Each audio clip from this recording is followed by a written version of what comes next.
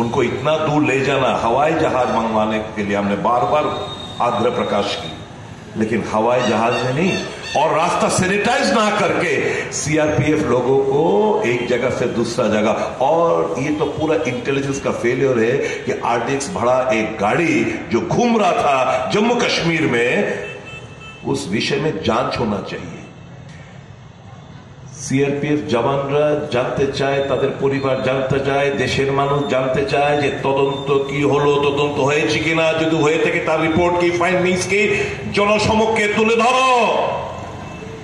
না, দরকার নেই, কারণ শহীদের রক্তের বিনিময়ে তারা ভোট গ্রহণ করেছিল 2019 সালে, তাই 303টি আসন জয়লাভ করেছিল, এবং গিয়ে মঞ্চে গিয়ে বলছেন প্রথম যারা ভোট দেবেন শহীদের নামে ভোট দাও, বিজেপিকে ভোট দাও। একদিকে মেরেছেন সিআরপিএফ জওয়ানদের, আরেকদিকে এই শাহাদাতের হয়ে তিনি ভোট চাইলেন। নির্বাচন কমিশন এটা করতে পারেন না, নির্বাচন কমিশনের কাছে কমপ্লেন করা হলো, কোনো কিছু অ্যাকশন নেয়নি। এইবার তিরঙ্গা গেল, রামলাল্লা গেল, এখন কোন নির্বাচনের প্রাক মুহূর্তে কোন সে ঘটনা ঘটিয়ে দেয়? কারণ জানে মোদী সাহেব জেনে গেছেন, তাদের ইন্টারনাল সার্ভে জেনে গেছেন, आरएसएस এর সার্ভে জেনে গেছেন, বিভিন্ন इंटेलिजेंस सोर्स জেনে গেছেন যে इनको 200 पार करना भी नामुमकिन है। 400 का दावा कर रहे, 200 पार भी नहीं हो पाएगा इस बार। এবার ভারতীয় জনতা পার্টি ফিরে আসার কোনো রাস্তা নেই, কোনো উপায় নেই, কিন্তু তাই আমরা আতঙ্কিত, কখন না কখন কোথায় না কোথায় কি কাণ্ড ঘটনা ঘটিয়ে দেয়। আমরা তাই বারংবার তরতে বলছি, রাম মন্দিরটা যেটা হয়েছে এটা পাহারা জোরদার করো, অক্ষরধাম যেটা রয়েছে বিভিন্ন মন্দির তোমরা সুরক্ষিত বাড়ানোর চেষ্টা করো, কারণ যে কোনো সময় যে কোনো জিনিস উনি করতে পারেন, কারণ ওনার ক্ষমতা চায়। এই যে দেদার টাকা কি বলেছিল, না খাऊंगा না किसी को खाने दूंगा, এই তো স্লোগান ছিল 2014 সালে। बहुत हो गए महंगाई की मार, आपकी बार भाजपा सरकार, এই তো স্লোগান ছিল। কি ছিল? बहुत हो गए महंगाई की मार, आपकी बार भाजपा सरकार। তখন গ্যাস সিলিন্ডার কত দাম ছিল? 415 টাকা। এখন কত? 1200 টাকা। তখন কাঁচা তেলের দাম, এক ব্যারেল কাঁচা তেলের দাম ইউএস প্রায় 139-40 টাকার মতো ইউএস ডলার এক কাঁচা তেলের দাম। তখন যখন এত দাম, তখন মনমোহন সিং এর সরকার ডিজেল 55 টাকা করে পার লিটার বিক্রি করতেন, আর পেট্রোল 61 টাকা 65 টাকার মধ্যে ফ্লাকচুয়েট করত। এখন কাঁচা তেলের ব্যারেলের দাম কমে গেছে 100 নিচে 90 পার ব্যারেল ইউএস ডলার, অথচ পেট্রোল ডিজেলের দামটা কোন জায়গায়? 100 ছুঁই। বিভিন্ন ট্যাক্স আরোপ করেছে আমাদের উপর। কাজেই এই যে জিনিসপত্রের দাম মানুষের নাগালের বাইরে, সরষের তেল, ডাল, মুসুর ডাল থেকে সকালবেলা টুথব্রাশ থেকে শুরু করে প্রত্যেক জনকে ইনডাইরেক্ট ট্যাক্সের আওতায় এনে নিয়েছেন। उनको इतना दूर ले जाना, हवाई जहाज मंगवाने के लिए हमने बार बार आग्रह प्रकाश की, लेकिन हवाई जहाज में नहीं, और रास्ता सैनिटाइज ना करके सीआरपीएफ लोगों को एक जगह से दूसरा जगह, और ये तो पूरा इंटेलिजेंस का फेलियर है कि आरडीएक्स भरा एक गाड़ी जो घूम रहा था जम्मू कश्मीर में, उस विषय में जांच होना चाहिए। সিআরপিএফ জওয়ানরা জানতে চায়, তাদের পরিবার জানতে চায়, দেশের মানুষ জানতে চায় যে তদন্ত কি হলো, তদন্ত হয়েছে কিনা, যদি হয়ে থাকে তার রিপোর্ট কি, ফাইন্ডিংস কি জনসমক্ষে তুলে ধরো। না, দরকার নেই, কারণ শহীদের রক্তের বিনিময়ে তারা ভোট গ্রহণ করেছিল 2019 সালে, তাই 303টি আসন জয়লাভ করেছিল, এবং গিয়ে মঞ্চে গিয়ে বলছেন প্রথম যারা ভোট দেবেন শহীদের নামে ভোট দাও, বিজেপিকে ভোট দাও। একদিকে মেরেছেন সিআরপিএফ জওয়ানদের, আরেকদিকে এই শাহাদাতের হয়ে তিনি ভোট চাইলেন। নির্বাচন কমিশন এটা করতে পারেন না, নির্বাচন কমিশনের কাছে কমপ্লেন করা হলো, কোনো কিছু অ্যাকশন নেয়নি। এইবার তিরঙ্গা গেল, রামলাল্লা গেল, এখন কোন নির্বাচনের প্রাক মুহূর্তে কোন সে ঘটনা ঘটিয়ে দেয়? কারণ জানে মোদী সাহেব জেনে গেছেন, তাদের ইন্টারনাল সার্ভে জেনে গেছেন, आरएसएस এর সার্ভে জেনে গেছেন, বিভিন্ন इंटेलिजेंस सोर्स জেনে গেছেন যে इनको 200 पार करना भी नामुमकिन है। 400 का दावा कर रहे, 200 पार भी नहीं हो पाएगा इस बार। এবার ভারতীয় জনতা পার্টি ফিরে আসার কোনো রাস্তা নেই, কোনো উপায় নেই। কিন্তু তাই আমরা আতঙ্কিত, কখন না কখন কোথায় না কোথায় কি কাণ্ড ঘটনা ঘটিয়ে দেয়। আমরা তাই বারংবার দলতলতে বলছি, রাম মন্দিরটা যেটা হয়েছে এটা পাহারা জোরদার করো, অক্ষরধাম যেটা রয়েছে বিভিন্ন মন্দির তোমরা সুরক্ষিত বাড়ানোর চেষ্টা করো। কারণ যে কোনো সময় যে কোনো জিনিস উনি করতে পারেন, কারণ ওনার ক্ষমতা চায়। এই যে দেদার টাকা, কি বলেছিল, না খাউঙ্গা না কিসি কো খানে দুঙ্গা, এই তো স্লোগান ছিল 2014 সালে। বহুত হো গয়ে महंगाई की मार, अब की बार भाजपा सरकार, এই তো স্লোগান ছিল। কি ছিল? বহুত হো গয়ে महंगाई की मार, अब की बार भाजपा सरकार। তখন গ্যাস সিলিন্ডার কত দাম ছিল? 415 টাকা। এখন কত? 1200 টাকা। তখন কাঁচা তেলের দাম, এক ব্যারেল কাঁচা তেলের দাম ইউএস প্রায় 139-40 টাকার মতো ইউএস ডলার এক কাঁচা তেলের দাম। তখন যখন এত দাম, তখন মনমোহন সিং এর সরকার ডিজেল 55 টাকা করে পার লিটার বিক্রি করতেন, আর পেট্রোল 61 টাকার 65 টাকার মধ্যে ফ্লাকচুয়েট করত। এখন কাঁচা তেলের ব্যারেলের দাম কমে গেছে 100 নিচে 90 পার ব্যারেল ইউএস ডলার। অথচ পেট্রোল ডিজেলের দামটা কোন জায়গায়? 100 ছুঁই।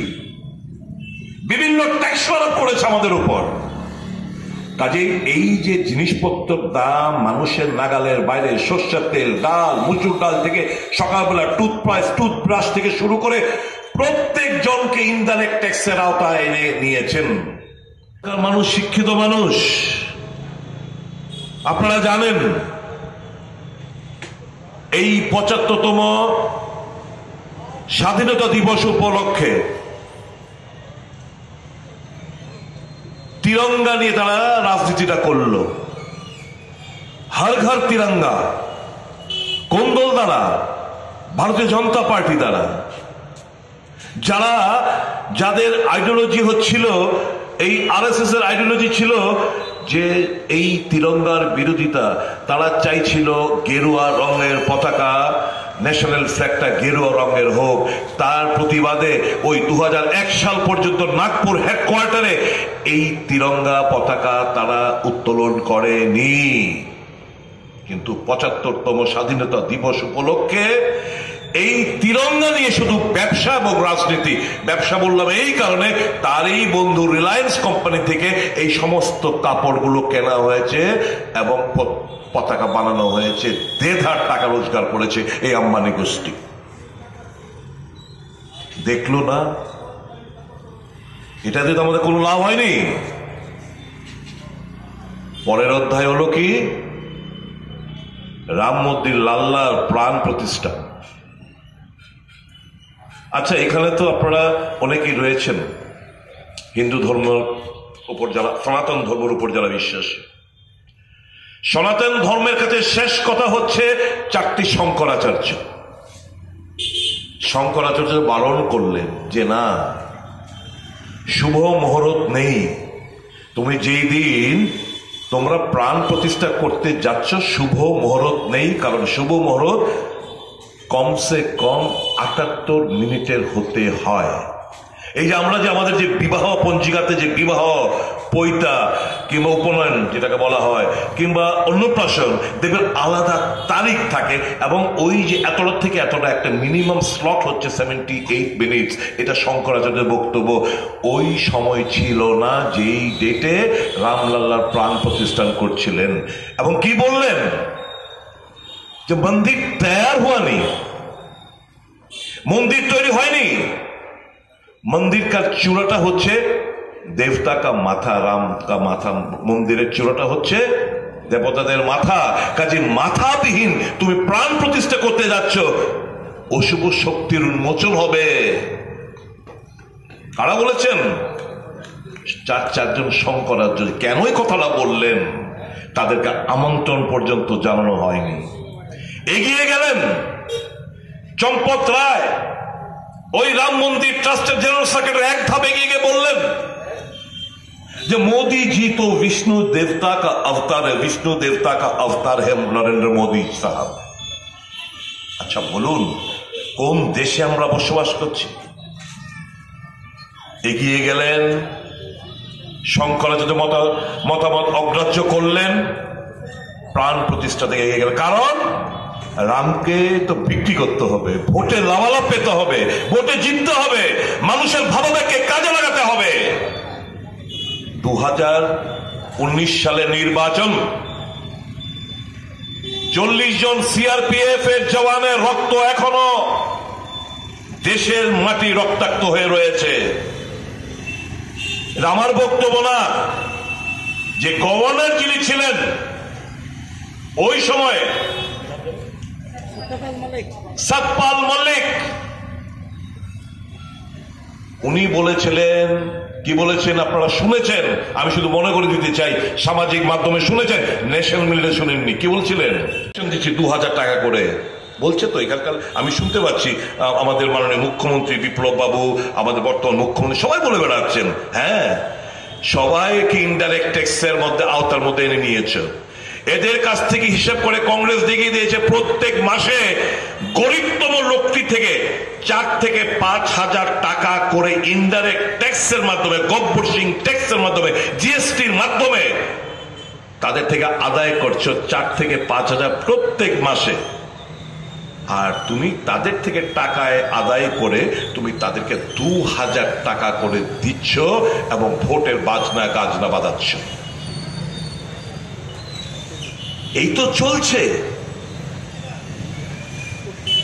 সমস্ত টাকা বড় লোকদের, কৃষকরা মারা যাচ্ছে, প্রত্যেক ঘন্টা একজন করে কৃষক মারা যায়। কৃষকদের দাবি কর্ণপাত করেন না। তার বন্ধুরা যারা পালিয়ে যায়, নীরব মোদী, মেহের চৌধুরী থেকে শুরু করে, ওই বিজয় মালিক থেকে শুরু করে বিভিন্ন কর্পোরেট জগতের প্রায় 1,25,000 কোটি টাকা তাদের ঋণ মুকুব করে দিয়েছে আমার কৃষকদের, আমার যারা ছাত্র সমাজ, যারা স্টাডি লোন নিয়ে পড়াশোনায়, গরিবের ঘরের লোক, কিংবা যারা অটো, যারা টমটম কিনে, তাদের কেন ঋণ মুকুব করবে না? গণতন্ত্র পুনরুদ্ধারের লড়াই, সংবিধান রক্ষার লড়াই, এই লড়াইটা ইন্ডিয়া জোট ভার্সেস স্বৈরাচারী বিজেপির বিরুদ্ধে। কাজে এই লড়াইটা,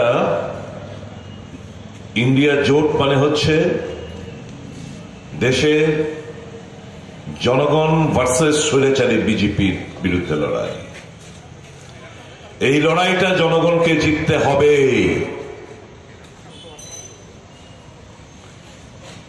আমরা দেশ, এটা আমাদের দেশ, ইতিহাসে পড়েছি, এখনো পড়ি, যে ইউনিটি ইন ডাইভার্সিটি, বৈচিত্র্যের মধ্যে একতা। ভারতীয় জনতা পার্টি এই জিনিসটাকে সম্পূর্ণভাবে মুছে ফেলতে চাইছে। তাদের কাছে এখন ওয়ান নেশন ওয়ান পোল, একটাই নির্বাচন হবে, একটা দেশ একটা নির্বাচন। তাদের কাছে একটা দেশ একটা ধর্ম, তাদের কাছে একটা দেশ একটাই ভাষা, তাদের কাছে একটা দেশ একটাই খাদ্যাভ্যাস, একটাই দেশ একটাই পোশাক। এটা জানান দেয় তাদের স্বৈরাচারিতার মানসিকতা, এবং সেই লক্ষ্য নিয়েই এরা এগোচ্ছে। দেশের স্বার্থকে, দেশের মধ্যে নানা মানুষ, নানা রঙের মানুষ, নানা ভাষার মানুষ, নানা ধর্মের মানুষ তাদেরকে তো আমরা অস্বীকার করতে পারি না। সেই জায়গাটা আঘাত করতে চাইছে রাজনৈতিক লাভালাভের জন্য। দেশটা দুর্বল হয়ে পড়ুক বিভিন্ন ভাবে, ধর্মের নামে, জাতপাতের নামে, ভাষা নামে, আঞ্চলিকতার নামে দেশটা বিভক্ত হয়ে যাক, ভারী বয়ে যায় ভারতীয় জনতা পার্টির। এদের ক্ষমতায় টিকে থাকতে হবে। এমএলএ আমাকে কেন বাদ দিল আমি জানি না। I have a right to know যে আমি কেন বাদ পড়লাম, যেটা এমএলএ কে কেন বাদ দিল আমি জানি না। এই কংগ্রেস আজকে ইন্ডিয়া জোট হেডেড বাই কংগ্রেস। আমি বাদল চৌধুরীর সঙ্গে লড়াই করেছিলাম অনেক আগে, সে সময় অনেকের জন্মই হয়নি, ৭৭ ইংরেজিতে দৃশ্যমুক্তিতে। তারপরে আমি কোনোবারই জিততে পারিনি, কন্টেস্ট করেছি। আমার ঘরবাড়িও পুড়িয়ে দিয়েছিল, আক্রমণ হয়েছিল, পুলিশ গেছিল, রতনলাল নাথ পুলিশ নিয়ে গেছিল জোলাইবাড়ির বাড়িতে। এখন আমি এখানে বাড়ি করেছি, ওকালতি করি, সিনিয়র অ্যাডভোকেট। আপনার প্রফেশনটাই এরকম হচ্ছে। আমার ছেলেও অ্যাডভোকেট, বৌমা জুডিশিয়াল অফিসার। তো এখানে অবশ্য নিজের পরিচয় দিতে আসেনি। এখানে যারা লড়াই করছেন এটা আমার আগের দল, ইন্ডিয়া জোট নাম দেওয়া হয়েছে, হেডেড বাই কংগ্রেস। বিভিন্ন মতামতের লোকেরা আছে যারা ইনকিলাব জিন্দাবাদ বলে বা অন্যরা বলে। তাদেরও উদ্দেশ্য এক, এই বিজেপি সরকারকে হটাতে হবে। উনি এই 10 লাইন ইংরেজিও লিখতে পারবেন না, এমন লেখাপড়া জানে। 10 লাইন ইংরেজি যদি লেখে সেখানে দেখবেন যে 10টাই ভুল। এই হইল হেডমাস্টার। উনি কন্টেস্ট করছেন। উনি বেশিরভাগই দিল্লিতে থাকেন। दिल्ली का लड्डू जो खाएगा वो भी पछताएगा, जो नहीं खाएगा वो भी पछताएगा। তো আমি এদের সঙ্গে আমি অনেক দিন রাজনীতি করেছি। তো আমি আশিস সাহাকে ভোট দিয়ে জয়যুক্ত করার জন্য আমি আপনাদের কাছে বিনীতভাবে আবেদন করছি। এরা আমার পুরানো লোক। আমি এই বলে আমার হাততালি করে যাচ্ছে, আমি যাতে বক্তৃতা শেষ করে দিই। আর এই লম্বা করলে আমার নাম্বার কাটা যাবে। মিটিংয়ে উপস্থিত হতে পেরে আমি নিজেকে খুব গর্বিত এবং আনন্দিত বোধ করছি। আমি এক সময় কংগ্রেসেই ছিলাম, দৃশ্যমুখ থেকে দাঁড়িয়েছিলাম, দৃশ্যমুখ বিধানসভা কেন্দ্র থেকে। বাদলবাবু তখন মার্ক্সবাদী কমিউনিস্ট পার্টির লিডার ছিলেন, উনি আমার সঙ্গে লড়াই করেছেন। আমি কয়েক ভোটে হেরে গেছি। এইবার গতবার আমি বিজেপি যখন এলো, বিজেপির ক্যান্ডিডেট হয়ে বিলোনিয়া থেকে লড়েছি, আমি এমএলএ হয়েছিলাম। তো বিপ্লব কুমার দেব আমাদের লিডার ছিলেন। উনি আমাকে জিজ্ঞেস করলেন, দিতে এসে আমি সোনালী গেস্ট হাউস নাকি এটা আছে হাইকোর্টের দিকে যেতে, গীতাঞ্জলি, থ্যাংক ইউ। গীতাঞ্জলিতে আমি দেখা করতে গেলাম। তো উনি আমার সঙ্গে বেশি কথা বলেননি। তো এইবারও কন্টেস্ট করেছেন, এইভাবেও কন্টেস্ট করছেন। গীতাঞ্জলিতে যখন গেলাম, ওইখানে মন্ডল প্রেসিডেন্ট গৌতম সরকার ওনার সঙ্গে দেখা করতে গেলেন। আমাকে তাড়াতাড়ি ছেড়ে দিয়েছেন।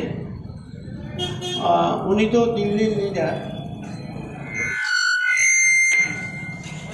हम सब एक हुए हैं इंडिया अलायंस का कैंडिडेट श्री आशीष जी को सपोर्ट करने के लिए और उनको पार्लियामेंट में भेजने के लिए। पहले हमें देखना पड़ेगा कि अभी त्रिपुरा में स्थिति क्या है। त्रिपुरा में बोला गया है कि डबल इंजन चल रहा है, एक मोदी का इंजन है और दूसरा त्रिपुरा का बीजेपी का इंजन है। और ये दोनों इंजन सिर्फ इंजन ही शोकेस बन चुका है, वो चलता नहीं है। इंजन चलना चाहिए, डबल इंजन चलना चाहिए। ये डबल इंजन रुक गया है। इसके लिए त्रिपुरा में अनएम्प्लॉयमेंट सबसे ज्यादा बन चुका है, हाईएस्ट अनएम्प्लॉयमेंट। 8 लाख से ज्यादा युवक अनएम्प्लॉयड है, 40% से ज्यादा युवक अनएम्प्लॉयड है। जो छोटा छोटा बिजनेस कर रहे हैं, इधर भी मैं बहुत देख रहा हूं, गए 4-5 साल में अब अगर इनको पूछेंगे तो सबका धंधा भी आधा से कम हो गया है। अब पूछ सकते हैं, अगर डबल इंजन चलता तो सबका बिजनेस भी अच्छा हो जाता। बिजनेस भी नहीं चल रहा है, जॉब्स नहीं हो रहे, बिजनेस ठप चुका है। नए बिजनेस जिसने स्टार्ट किया है, जीएसटी के वजह से उनको भी डिस्ट्रॉय कर दिया है। वायलेंस अगेंस्ट वुमेन, रेप, सब कुछ बढ़ रहा है। एम्प्लॉयमेंट नहीं बढ़ रहा है, वायलेंस अगेंस्ट वुमेन बढ़ रहा है त्रिपुरा में। तो डबल इंजन सरकार नहीं चल रहा है, पहले भी नहीं चलता था, अभी भी नहीं चलता है। और अभी उन्होंने बीजेपी ने एक कैंडिडेट लाके खड़ा कर दिया है आशीष जी के खिलाफ। एक तरफ आशीष जी को देखेंगे, एक संत आदमी है, बहुत पीस लविंग आदमी है, बहुत प्यार से बात करता है, कुछ बोलता है तो आगे वाला सुनने को थोड़ा जोर से बोलने को उसको बोलना पड़ता है। इतना सज्जन आदमी है इंडिया अलायंस का कैंडिडेट।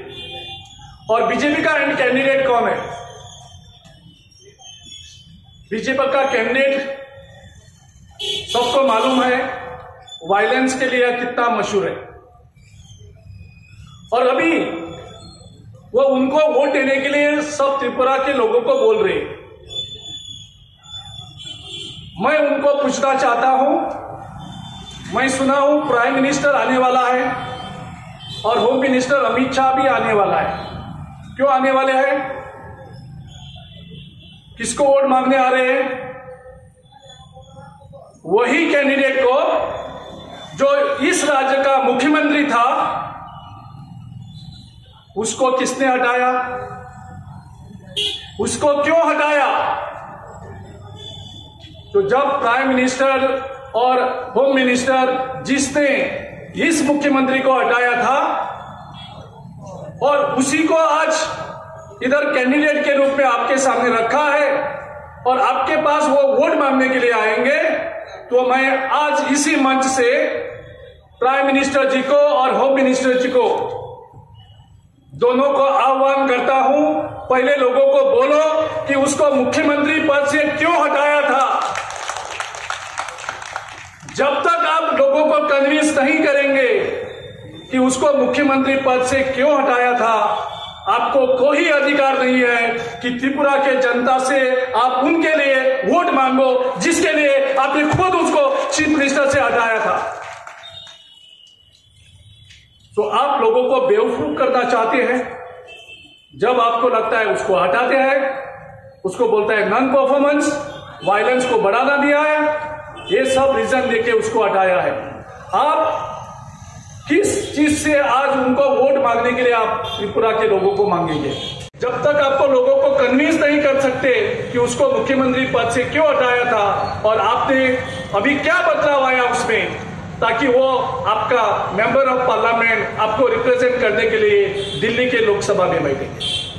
और एक तरफ हमारा कैंडिडेट है, एकदम शांत स्वभाव का है, नॉन करप्ट है, क्लीन इमेज है। और इस तरह का संत आदमी मिलना, मुझे लगता है हमारा सबका सौभाग्य होगा कि आशीष जैसा मेंबर ऑफ पार्लियामेंट अगर दिल्ली में जाएगा तो त्रिपुरा की जनता की शान दिल्ली में आवाज उठाएंगी और एक इज्जत, एक शान से, एक बहुत अच्छी तरह से सबको गर्व महसूस होगा कि आसिफ जैसा संत आदमी हमारा रिप्रेजेंटेशन पार्लियामेंट में कर रहा है। मैं यही गुजारिश लेके आया हूं